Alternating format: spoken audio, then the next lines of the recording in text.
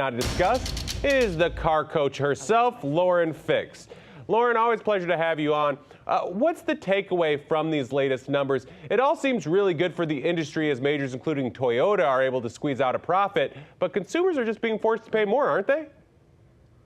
Right, and that's going to be across the board. So you're going to start seeing increase in prices on everything. And with this chip shortage, you're going to see some impacts to the economy that people aren't thinking about. For every vehicle that doesn't roll off the line, whether it be South Korea or Stuttgart or even anywhere in the United States, that's going to be lack of money going into the economy, and it could potentially cause a lot of other repercussions. And plus, we've got oil going up and everything else. It's just going to add up.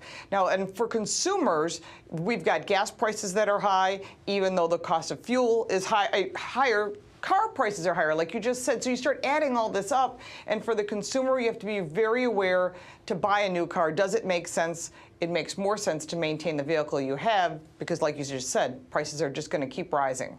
And with the average price of vehicles continuing to rise, are automakers moving away from those lower-priced volume vehicles, the Honda Civics, the Toyota Camrys that maybe we saw years ago, the Kias, whatever Kia's low line is, and pushing it towards more, pushing towards more higher-priced vehicles and luxury vehicles?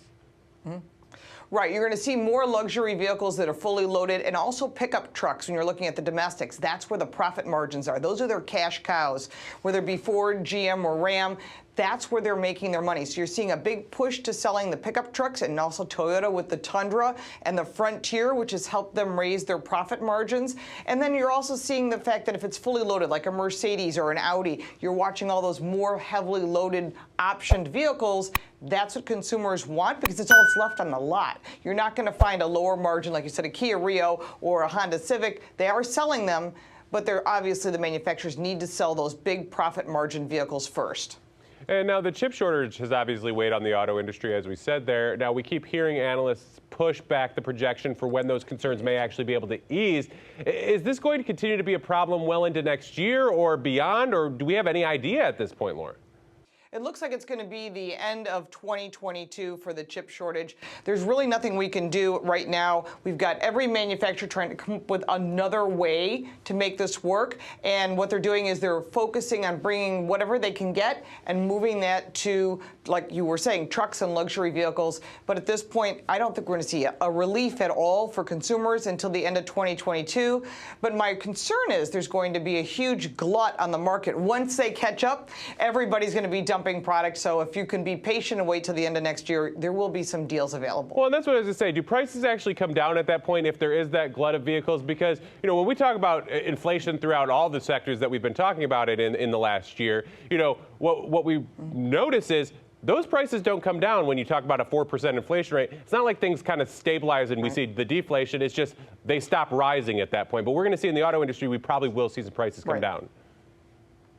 Well, I think we're going to see more incentives at some point once we can get some production into the dealer lots. Once you see those empty lots get full again with new product, they're going to want to sell them. After 30 days, anything that sits, they have something called floor planning, and those finance charges can add up very quickly. And obviously, dealers want to sell cars and get more cars there as long as that pipeline continues to fill. And that will take some time. You're going to see some potential deals coming on those more mass volume vehicles that we've been waiting on. Consumers have been very patient, but I also know they've been very impatient at the same time.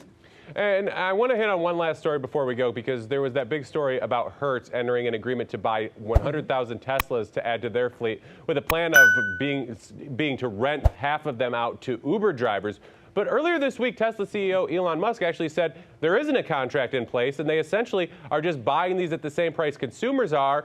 And for that matter, the demand is so high. Go ahead. Right. Mark Fields, you used to work at Ford. I'm surprised he actually didn't get the Mach-E. I was actually talking to a Ford executive about that over the weekend. And it's funny because what you're seeing is these Teslas are coming in and they're going to rent them out. And if Uber drivers want to work a deal with Hertz, that's between them. But there is no contract in place from what we we hear. So, and of course, Elon Musk said he's not going to offer them a discount because he's got inventory and they're going to get a break from the federal government.